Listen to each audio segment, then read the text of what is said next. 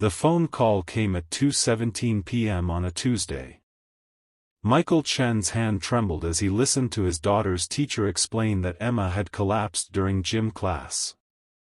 In that moment, as the world seemed to stop around him, Michael made a choice that would cost him everything, and give him something far more valuable in return.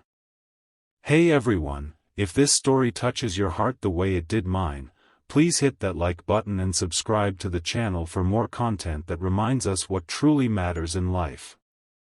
Your support helps these stories reach others who might need to hear them today. Michael Chen stared at the ceiling of his small apartment, watching the early morning shadows dance across the cracked paint.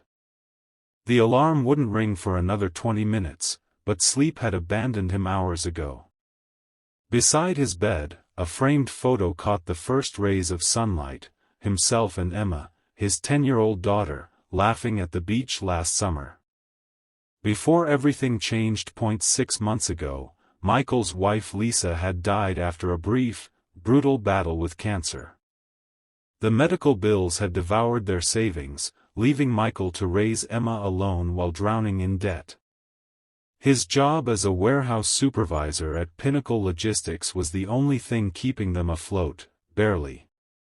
He swung his legs over the side of the bed and rubbed his eyes. Another day. Another step forward. That's what his mother would have said. One foot in front of the other. Dad? Emma's voice came from the doorway.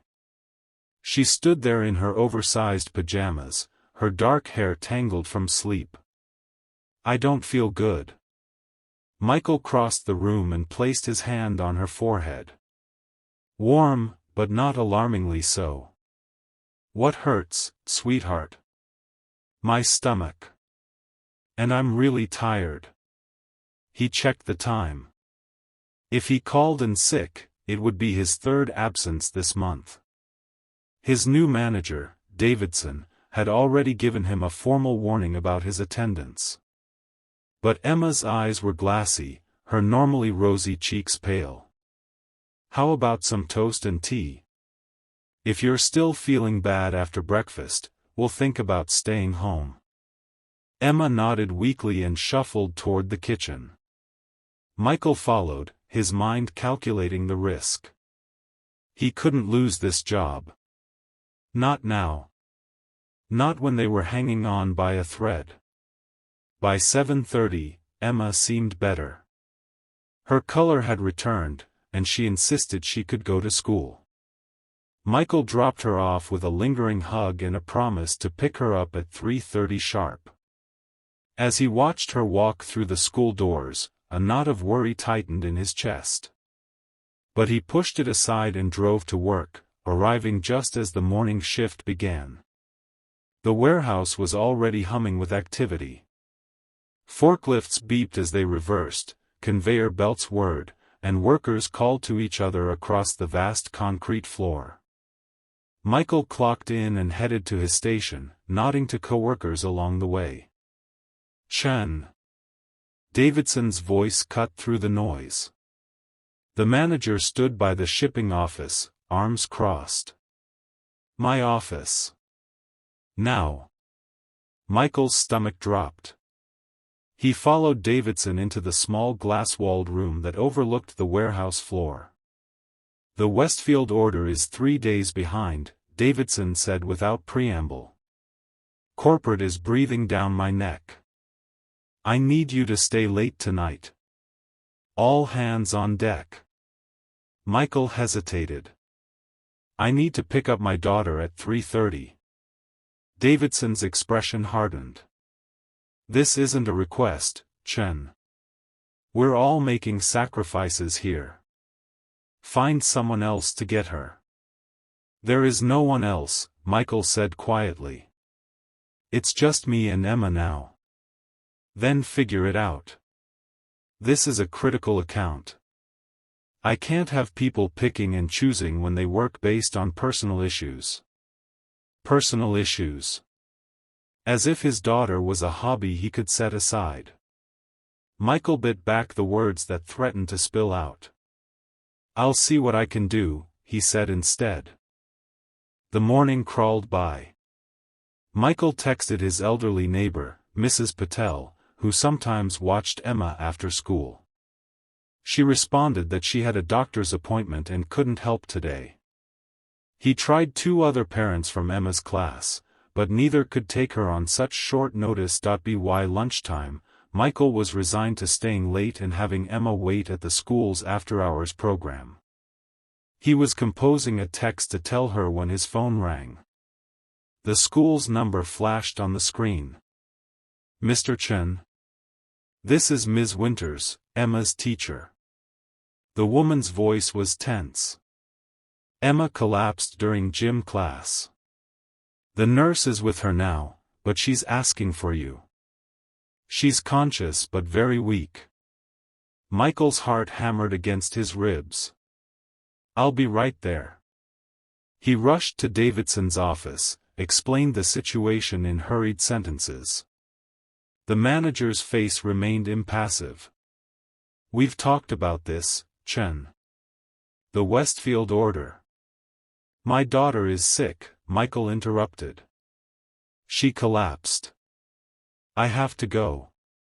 Davidson's jaw tightened. "If you walk out that door, don't bother coming back tomorrow." The words hung in the air between them. Michael thought of the rent due next week. The utilities. Emma's medication. The mountain of medical bills still unpaid. Then he thought of Emma, alone and scared, asking for him. "I'm sorry," Michael said, already backing toward the door. "I have to go." Davidson's face flushed red. "You're fired, Chen. Clear out your locker on your way out." Michael didn't respond. He was already running. The hospital corridors seemed endless as Michael followed a nurse to the pediatric ward. They had taken Emma directly from school by ambulance when her condition worsened.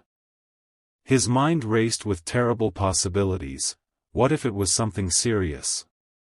What if it was something he should have noticed earlier? "Dad!"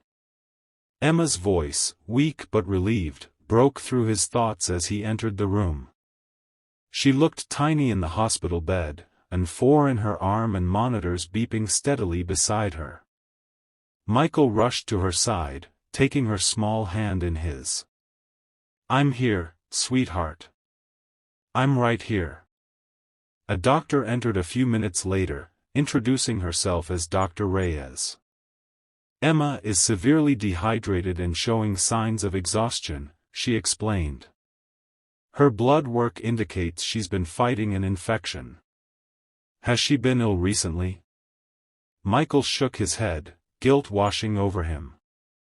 "She said she wasn't feeling well this morning, but I thought I sent her to school anyway." Dr. Reyes nodded without judgment. "Children can deteriorate quickly.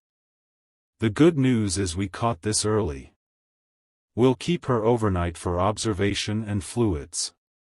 After the doctor left, Emma drifted off to sleep, her hand still clutching Michael's. He sat in the uncomfortable chair beside her bed, watching her breathe. His phone buzzed with a text from Davidson: "Return warehouse keys and badge to HR by noon tomorrow." Reality crashed down on him. He had no job. No income. No way to support his daughter. The panic rose in his throat, threatening to choke him. "Mr. Chen?" A soft voice interrupted his spiraling thoughts. A woman stood in the doorway, tall, with kind eyes and silver-streaked dark hair. "I'm Sophia Martinez, the hospital social worker. Do you have a moment to talk?" In the hallway, Sophia listened as Michael's story tumbled out: Lisa's death, the financial strain, losing his job today. She took notes and asked gentle questions. "There are resources available," she said when he finished. "Programs that can help with Emma's medical expenses, food assistance, even job placement services. You don't have to do this alone." Michael stared at her, something like hope flickering in his chest for the first time in months. "I don't know how to access any of that." Sophia smiled. "That's what I'm here for. Let's start with the basics and work from there." The next few weeks passed in a blur. Emma recovered quickly, her resilience astounding the doctors. Michael spent his days applying for jobs and meeting with the various support services Sophia had connected him with. The community food bank helped with groceries. A medical debt relief program took on Lisa's outstanding bills. A local nonprofit provided assistance with their rent for 2 months while Michael looked for work. But jobs were scarce, especially ones that would accommodate a single father schedule. Michael had always been proud, self-sufficient. Accepting help felt like failure, even as he recognized its necessity. One evening, as he and Emma ate dinner in their small kitchen, she looked up from her plate. "Dad, are we going to be okay?" The question pierced him. He wanted to shield her from worry, but Emma had always been perceptive. "We're going to be fine," he said, trying to sound confident. "It might be a little tough for a while, but we have each other. That's what matters most." Emma nodded solemnly. "Ms. Winters asked if I wanted to join the after-school art program. It's free," she added quickly. "She said I have talent." Michael remembered how Emma used to spend hours drawing with Lisa. After her mother died, the sketchbooks had disappeared under the bed, untouched. "I think that sounds wonderful," he said, his throat tight. The next day, Michael dropped Emma at school and headed to a job interview at a local manufacturing plant. The position paid less than his warehouse job and offered no benefits, but it was something. As he waited in the lobby, his phone rang, an unknown number. "Is this Michael Chen?" a woman's voice asked when he answered. "Yes, this is he. Mr. Chen, my name is Elaine Westfield. I believe you used to handle our company's orders at Pinnacle Logistics." Michael straightened in his chair. Westfield, the account he'd been working on the day he was fired. "Yes, that's right. Well, our orders have been a complete disaster since you left. 3 shipments delayed, 1 sent to the wrong facility entirely." She sighed. "I asked around and learned what happened. That you were fired for leaving to take care of your daughter in an emergency." "That's accurate," Michael said cautiously. "Mr. Chen, I run a family business. We value loyalty, to customers and to family. I'd like to offer you a position as our logistics coordinator. The job comes with flexible hours and full benefits. We can discuss salary, but I assure you it will be competitive." Michael was speechless. When he finally found his voice, it was barely above a whisper. "Why would you do this for me? You don't even know me." "I know enough," Elaine replied. "I know you put your daughter first when it mattered.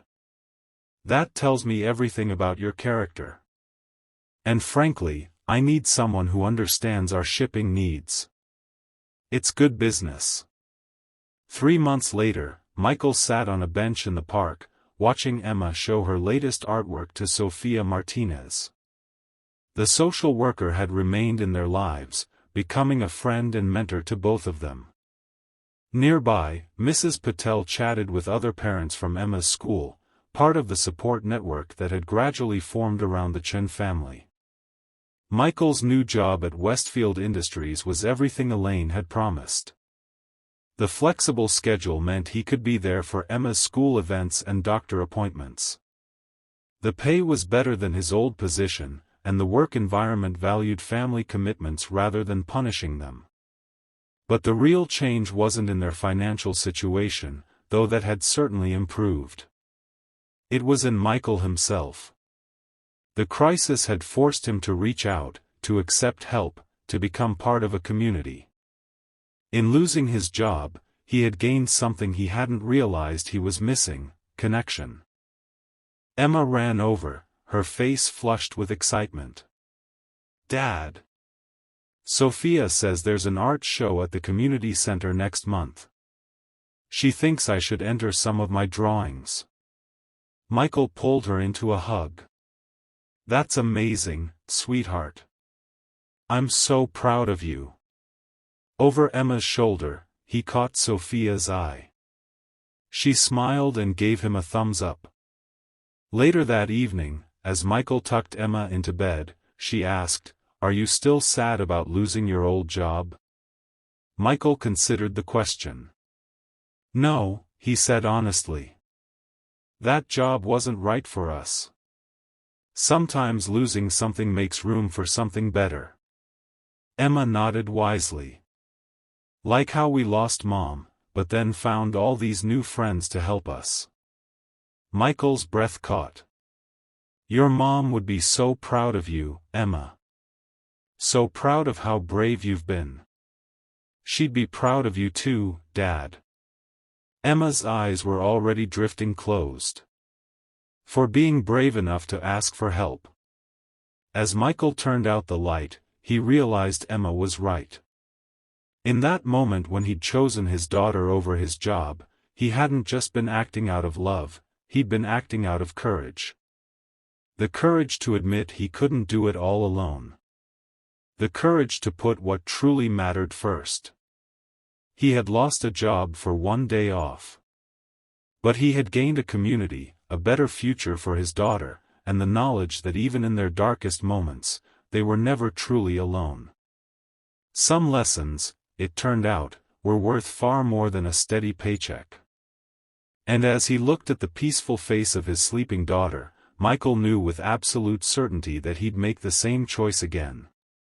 Every single time. If this story resonated with you, please take a moment to like this video and subscribe to our channel. Your support helps us continue sharing stories that remind us all of what truly matters in life: family, community, and the courage to choose love even when it costs us something. Thank you for watching, and remember, sometimes our greatest losses lead to our most precious gains.